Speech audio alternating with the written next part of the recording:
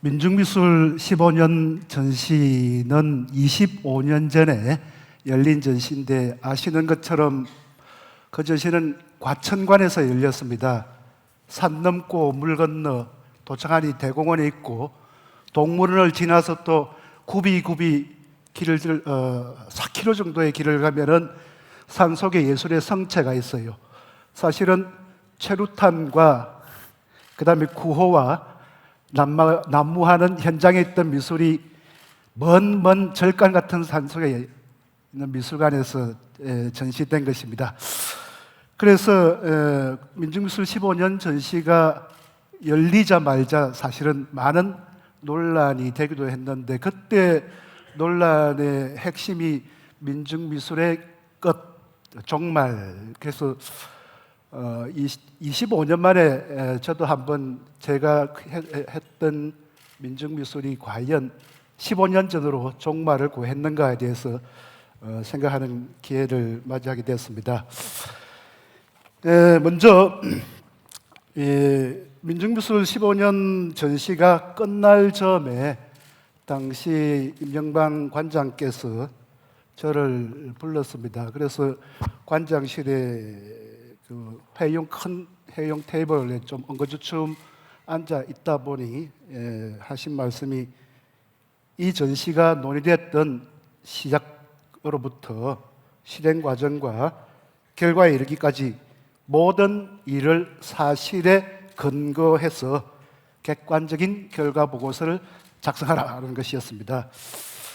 그렇게 그 당시 전시 끝나자마자 전 과정을 기록한 글이 민중미술 15년 1980부터 94까지 전시 조직 과정과 평가란 일종의 보고서였고, 그 보고서는 1994년 국립현대미술관이 발행한 현대미술관 연구에 수록되어 있습니다. 아마도 전시의 실무를 맡았고 전시를 끝내자마자 바로 그 당시 수집한 자료와 그 다음에 관계했던 모든 분들의 기록 등을 수집해서 작성한 것이기 때문에 민중미술 15년에 대해서는 지금까지 남아있는 자료 중에 그나마 조금 객관적인 자료라고 말씀드릴 수 있겠습니다. 사실 민중미술 15년 전에 열렸던 1994년으로 돌아가 보면은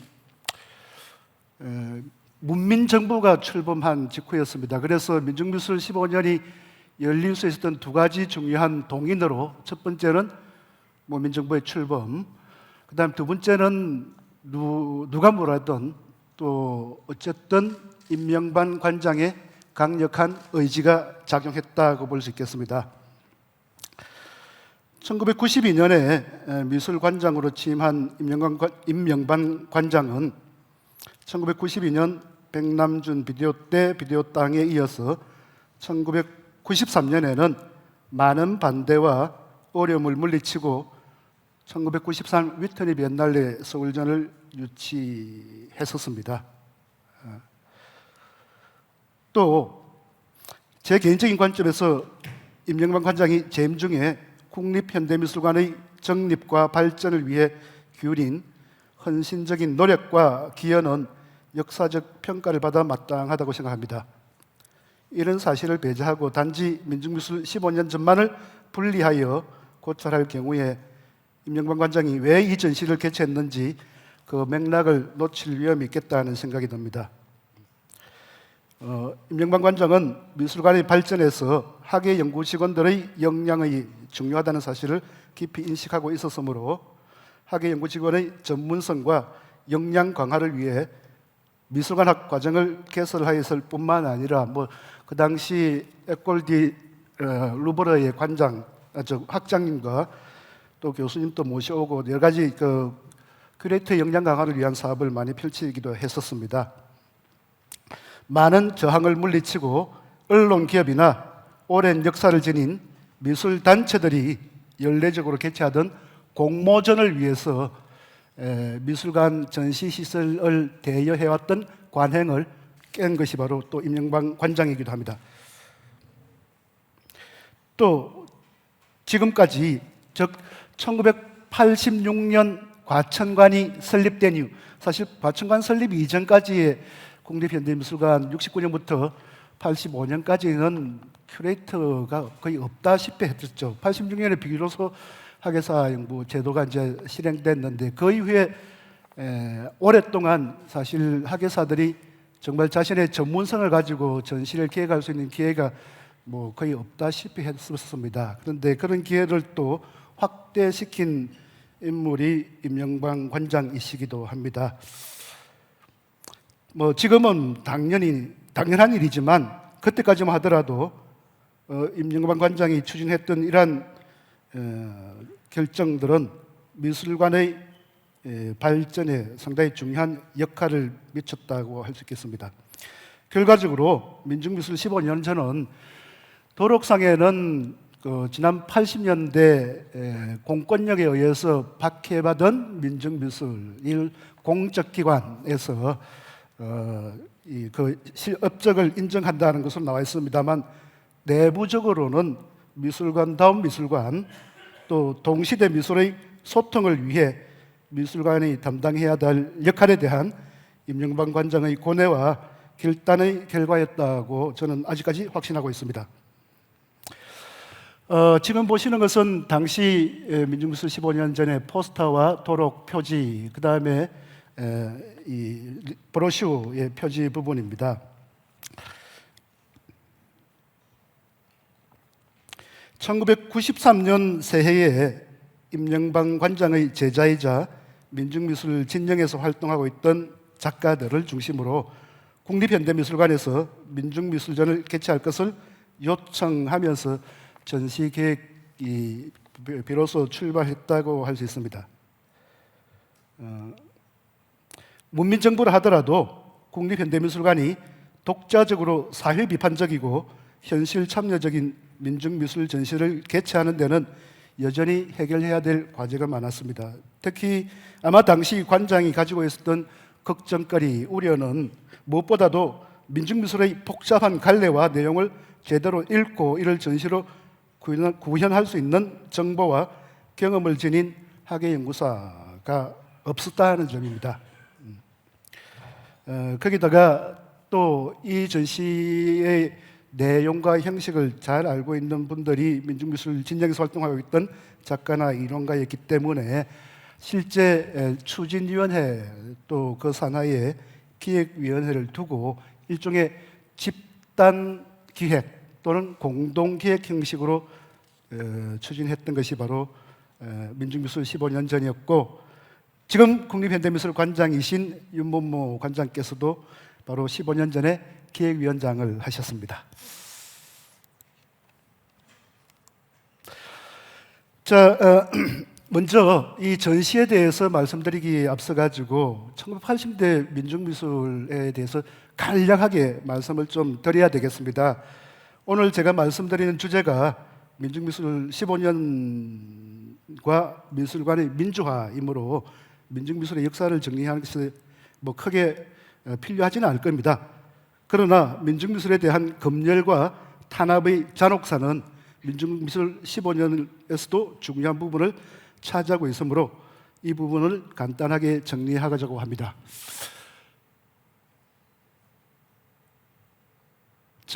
빨간색 연포를 하다고 썼는데 사실은 1980년은 잘 아시는 것처럼 신군부가 통치하던 시대였습니다.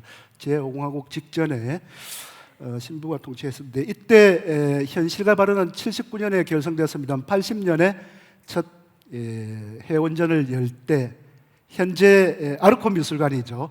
문화진흥원 미술회관에서 그 당시 운영위원들이 작품이 굉장히 문제가 있다는 이유를 들어서 전기를 차단해버려서 촛불 전시를 한 1시간 정도 치렀습니다.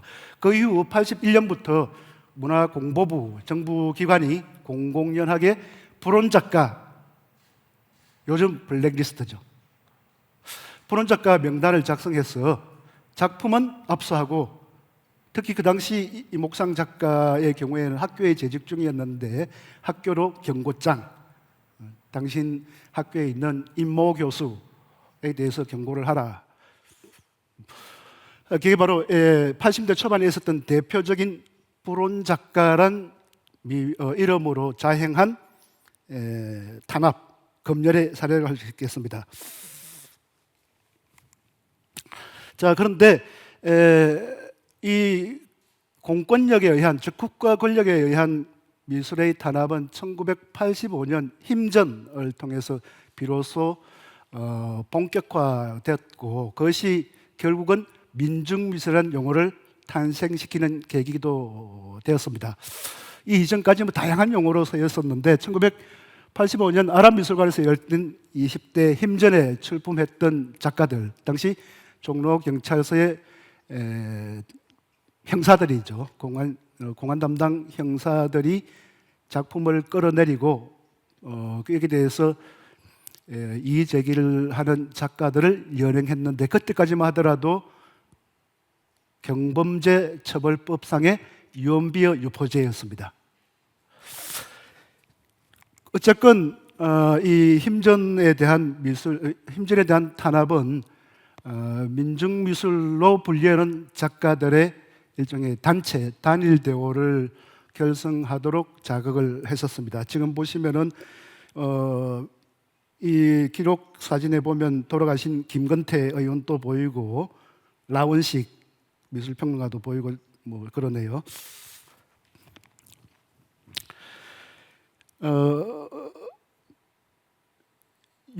80년대 특히 85년 이후로 민중미술이 일종의 운동단체를 중심으로 활성화되는 것은 한국의 민주화 운동 과정과 맥을 같이 한다고 볼 수 있겠습니다. 특히 87년은 박종철 군 물고문 사건, 그 다음에 이한열 군 체류탄핵 사망 사건에 의해서 민주화를 위한 대저항 운동이 일어나죠. 이른바 6월 항쟁 시기입니다.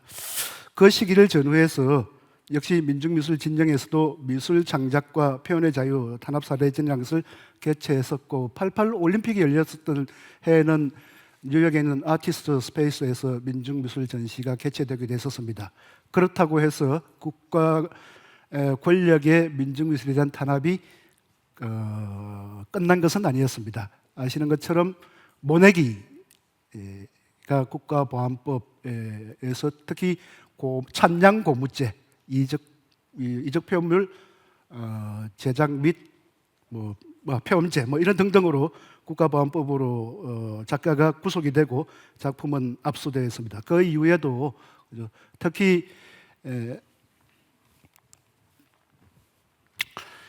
민족해방운동사 한 폭의 길이가 7m가 총 11개니까 실질적으로는 77m에 대한 거대한 그림입니다.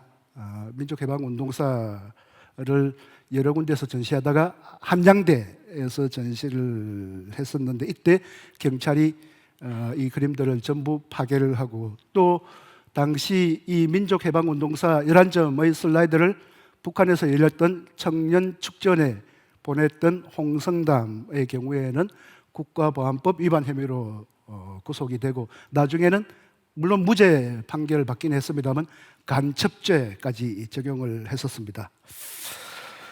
그렇게 보면은 민중미술은 미술 내적인 맥락에서 뿐만 아니라 우리 한국 사회, 특히 80년대의 민주화 운동과 연계하면서 한국 사회의 현실을 드러낸 하나의 미술 경향이라고 볼 수 있겠습니다. 지금 보시는 것은 민중미술 전시를 국립현대미술관에 연다라는 최초의 보도가 나갔던 1993년 4월 29일자 기사이고, 그렇게 보면은 전시는 94년 1월부터 2월에 열렸으니까 약 1년 정도 준비를 했다고 볼 수 있겠습니다.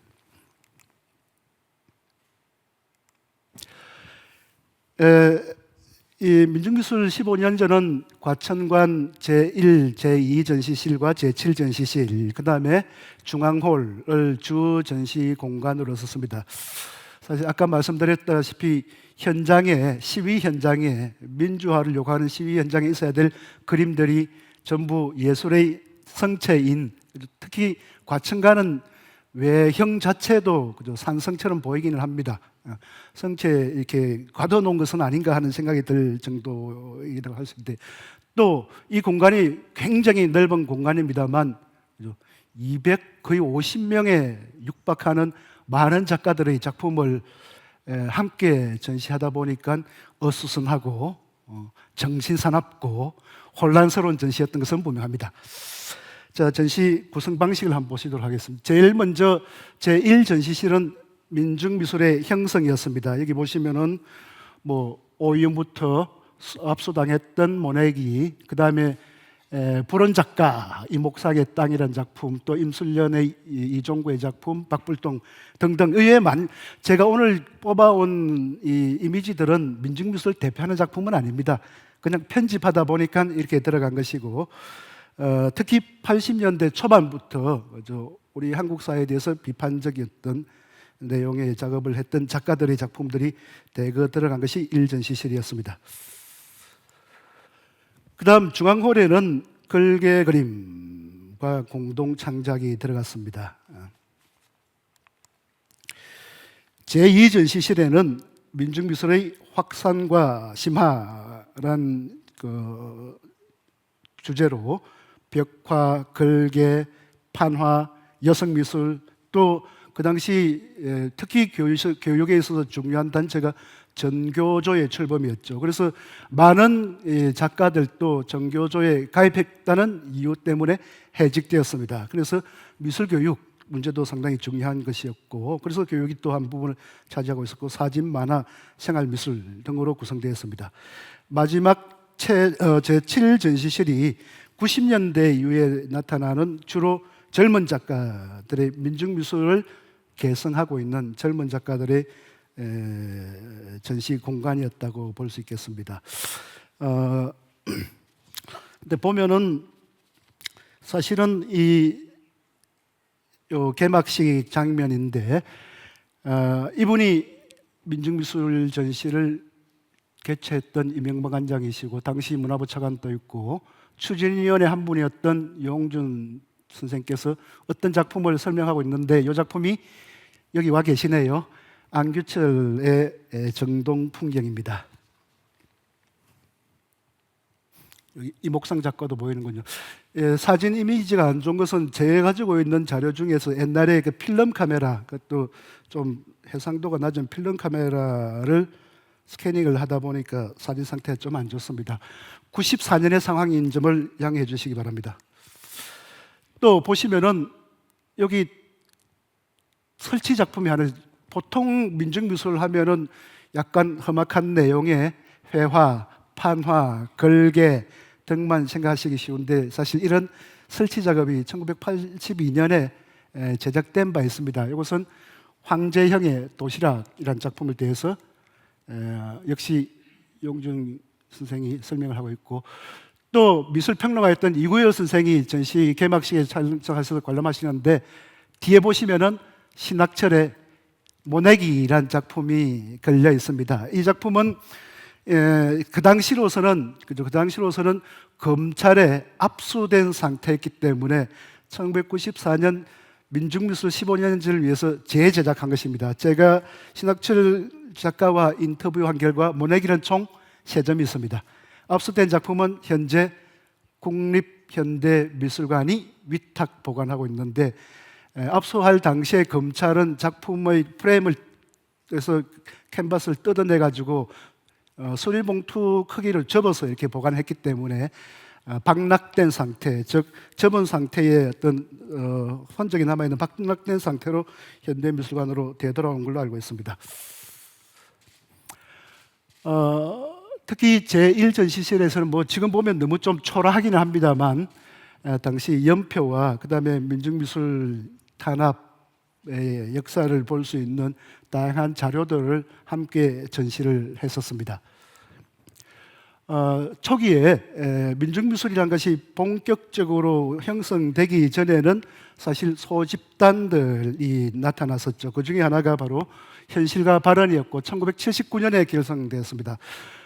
첫 전시는 촛불 전시로 1시간 만에 끝났기 때문에 나중에 동산방 화랑에서 창립전이 16대의 사진입니다. 뭐 여운 작가도 보이고 심정수 작가 보이는 오윤의 발라라라는 마케팅 시리즈도 보입니다. 여기 신학철 작가가 있네요. 그다음 현실과 발언은 사실 몇 가지 상당히 의미 있는 주제전을 했었습니다.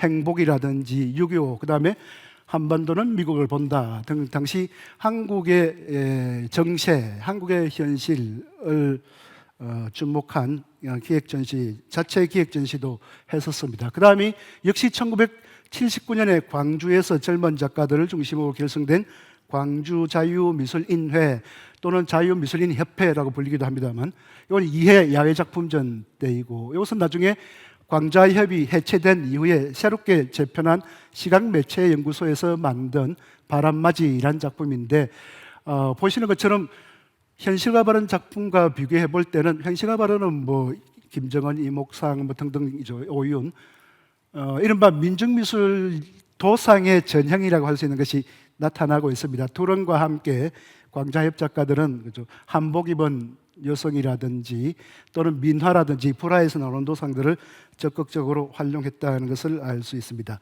그 다음 오른쪽에 보시는 것이 임술령 그룹입니다. 작품 몇 가지만 참고로 보시도록 하겠습니다. 우선 오윤의 마케팅 지옥도를 보시면 지금 상태 좀 안 좋습니다만, 전형적인 그 지옥도, 감노탱의 지옥도를 따르고 있는데, 딱 보시면은 윤범모, 오윤, 성환경, 원동석, 여기 보면 주재환, 손장섭, 자기 동료 작가들과 그 당시 현실과 발언의 이론가들을 이렇게 좀 재미있게 표현을 했었고, 신학철의 근대사 모내기의 경우에는 뭐 너무 유명하기 때문에 더 이상 말씀을 드릴 필요는 없겠습니다. 어쨌건 그 당시 검찰의 작품에 대한 해석을 보면은 요 복숭아꽃이 만발한 요게 한반도다. 여기 보면 한반도처럼 보이나요? 그 다음 요 연결해가지고 아래쪽은 미국 매판 자본의 지배를 받고 있는 종속된 한국, 위에는 지상다국인 북한, 이렇게 해석을 했답니다.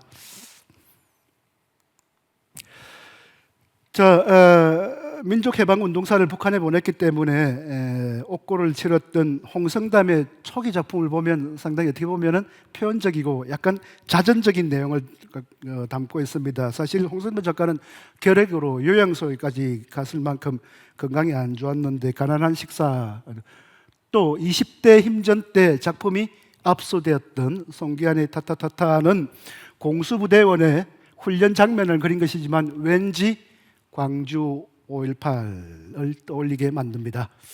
홍선웅의 이 목파나, 채색 목파나 역시 아까 보셨던 시각매체연구소의 바람맞이처럼 민중미술의 전형처럼 보이는 양식화된 도상들이 나타나고 있습니다. 사실 후기 산업사회인데, 그죠, 농경사회에 한복을 입은 농민들이 나타나는 것은 어쩐지 좀 어색하기는 합니다. 여기에 초기에 보여드렸던 황제형의 도시락이라는 작품인데, 이것도 역시 전시를 위해서 1981년 임술련 창립 전에 발표한 걸로 알고 있습니다만 재연을 한 것인데, 광부들의 도시락입니다. 이 광산 노동자들이 탱갱에 들어갔을 때 나올 수 없기 때문에 거기서 식사를 해야 되는데, 이 갱내가 자욱하다는 거죠. 이 먼지로, 석탄 먼지로. 그래서 도시락을 열면 안 그래도 참 조촐한 보리밥 위로 검은 재가 이렇게 떨어지는 겁니다. 그러니까 거의 밥알이 석탄 알갱이처럼 보이는데, 그 반찬도 깍두기, 단무지 정도에 굉장히 소박합니다. 근데 단무지도 보시면은 이 작가가 있었던 황지의 탄광 그 회사에서 발행한 달력을 이용을 했었습니다.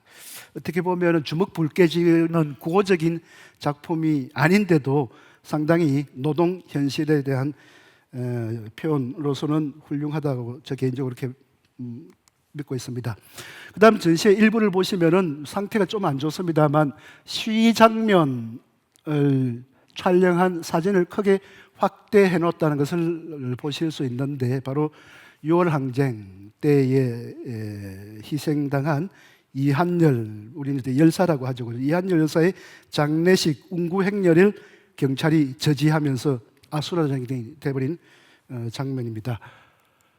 이때 이한열은 연세대의 만화사랑이라는 동아리에서 활동을 하고 있었는데, 약간 지도교사 역할을 했던 작가가 최민아였습니다. 그래서 이한열의 장례식 때 사용될 장의용 글개 그림을 단 하루 만에 그린 것이죠. 왜냐하면 장례식 이 작품은 지금 보시는 그 운구행렬 도중에 경찰에 의해서 파괴되었습니다. 사실 뭐 하루 밤 만에 그렸기 때문에 작품의 품질 같은 것을 이야기하기는 좀 그렇고, 실제 이런 그림들이 사회 운동과 밀접하게 연관이 되면서 제작됐다는 것을 보여주는 대표적인 도판이라고 보실 수 있겠습니다. 그다음 중앙홀에서 이 부분은 저도 사실 아직까지 많은 문제의식을 가지고 있습니다. 사실은 그죠, 현장에 있어야 될 글개들이 그죠, 사방이 꽉 막힌 실내 미술관으로 들어오면서 원래 이 작품이 지녔던 힘과 맥락이 거세된 것이죠. 지금 보시는 한일을 살려내라, 반전반핵도 노동자, 그 외에 복원된 몇 개의 글개 그림들이 중앙홀에서 전시되었습니다.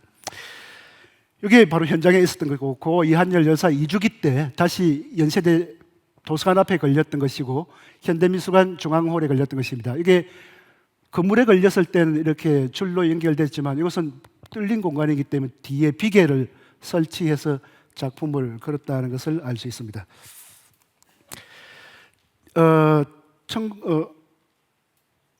한양대학교에서 민족해방운동사가 파괴되기 전에 마지막 집회 장면입니다. 여기 구본주 작가가 보이네요. 이때 파괴되었지만은 민중미술 15년 전시를 위해서 당시 이 민족해방운동사를 제작했던 각 지역 미술 단체에게 다시 의뢰를 해서 복원한 것 중에 하나가 시각매체연구소의 광주민중항쟁입니다. 시간이 다 됐으므로 간단하게 결론을 내리도록 하겠습니다. 민중미술 15년에 대한 비평은 혹독했습니다. 제가 이 시간을 열자 말자 집중 포화를 받았다는 것을 말씀을 드렸습니다. 전시가 개막되자마자 민중미술 운동에서 중요한 활동을 했던 이론가들로부터 큐레이터십의 부재는 물론 민중미술의 장례식이란 비판이 제기되기도 했었습니다.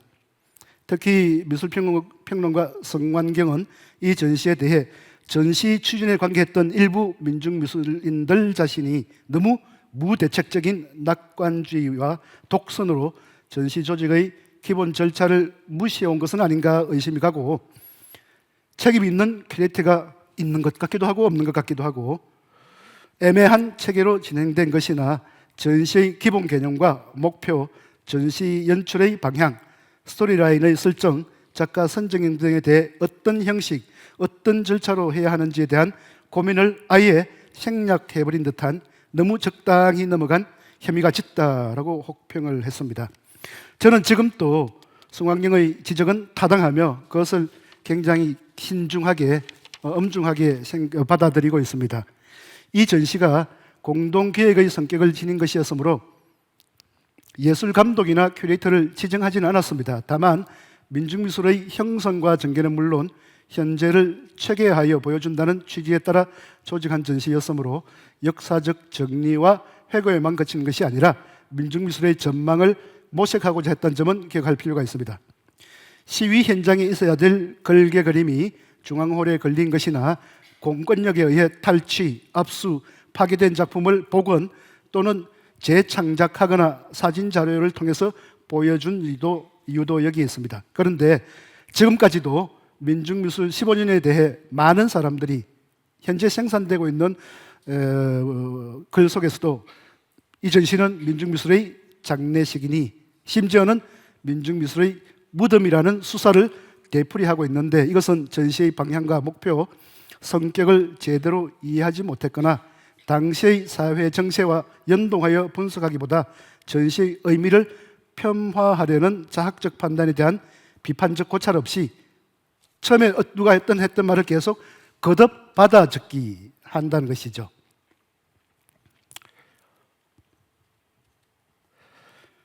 동구 사회주의 진영이 붕괴하고 소비에트 연방이 해체된 국제 정세의 변화가 민중미술의 종말을 재촉한 것은 아닙니다. 문민정부가 출범하였다고 민중해방이 성취된 것도 아니었고, 남북의 분단은 여전히 우리의 삶을 옥죄고 있었으며, 통일, 노동, 농민, 도시빈민, 여성, 소수자 문제 또한 민중미술가들로 하여금 행동과 참여를 요구하고 있었습니다. 포스트 모더니즘 담론의 확산과 함께 문화예술에 있어서도 다원주의 현상이 나타나고 있었지만, 자유로 위장된 신자유주의의 파도가 엄습하는 상황이었습니다. 이런 정세 변화 속에서 개최된 민중미술 15년전은 민중미술에 대한 단순한 회고와 박해에 대한 보상으로서가 아니라 지난 15년간의 활동을 수집, 조사, 분류, 제시함으로써 민중미술의 내일에 대해 전망하는 기회를 마련하고자 했다는 것에 의의가 있습니다. 그것은 장례식이 아니라 더 나은 진전을 위한 고찰과 성찰의 장이었고, 권위적이고 보수적인 미술관의 성격을 일신시키는 하나의 사건이었음을 지금이라도 정당하게 인정해야 할 것입니다. 이 전시를 통해 국립현대미술관은 민중미술에 대한 격렬한 논쟁과 풍요로운 대화의 장을 제공하고자 했으나, 전시가 장례식이자 무덤이라는 조롱에 가까운 평가절하와 함께 그 기회를 우리 스스로 폐기해버린 것은 아닌가 생각해 볼 필요가 있겠습니다. 미술관이 담론의 발언장이 되지 못하고 민중미술의 조종을 울리는 장소가 되었다면, 미술관의 민주화, 즉 작품을 매개로 사람들이 서로 소통하고 관객들이 전시와 작품의 의미 생산에 참여할 수 있는 가능성도 우리 스스로 유예시킨 것은 아닌지 반성할 필요가 있겠습니다. 감사합니다.